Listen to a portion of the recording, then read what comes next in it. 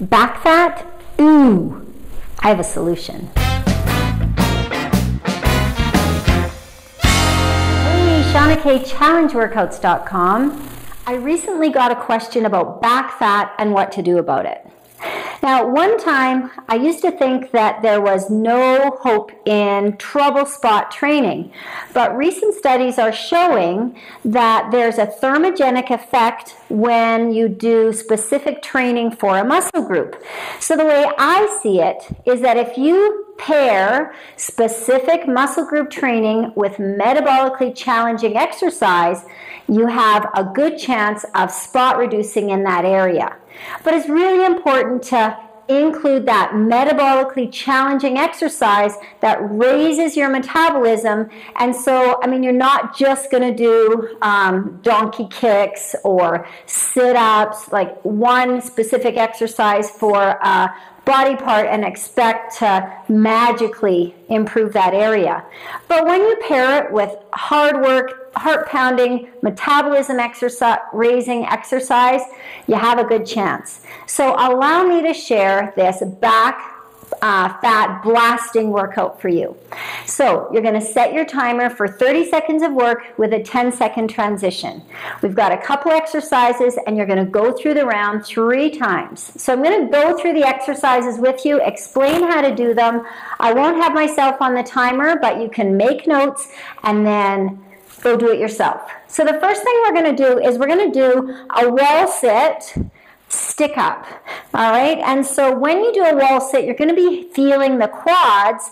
You're going to squeeze the knees together. Imagine you have a bowl of soup in your lap and you don't want the soup to spill onto your toes. And then you're going to do this stick up. Now, this does not look like much, but what you're doing is you're squeezing, squeezing that upper back, and imagine pushing that wall away. Now, the stick up is a deceptionally easy looking exercise, but really tough to do.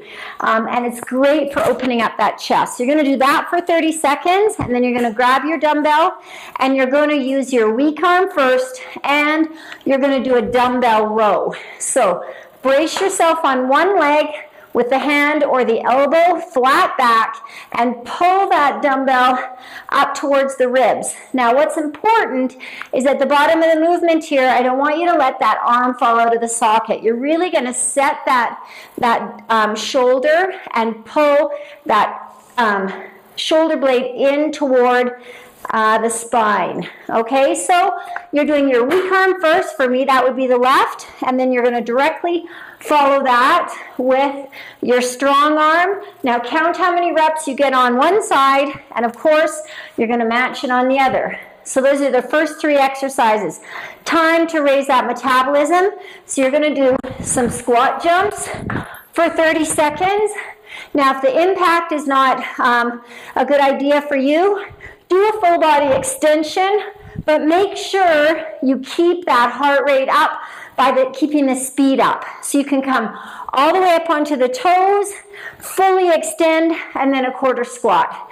If you're doing the squat jump, do the jump, soft landing, but don't forget the squat. I want you to come down as low as you can. Intensify by touching the toes at the bottom of the movement. Now, for a little recovery, we're going to do a plank.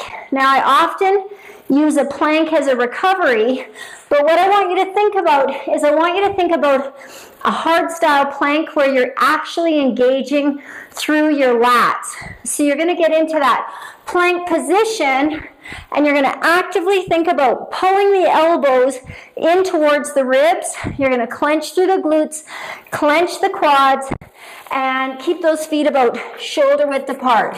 So now, you might not be able to tell, but I'm going to really be pulling those elbows in actively towards my ribs.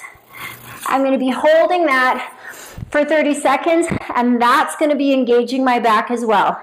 After that, I'm going right back to the top, wall sit, dumbbell row, squat jump, plank again, and repeat that 2 more times. Right step, starring in another workout video. Those it's a great little 10-minute circuit. You're going to hit your upper back. What's great about the upper back, hitting the upper back, is it also helps your posture. And so keeping those shoulder blades down and back, you're going to look like your waist is thinning. You're going to look super fit. You're going to feel awesome. Give that a try.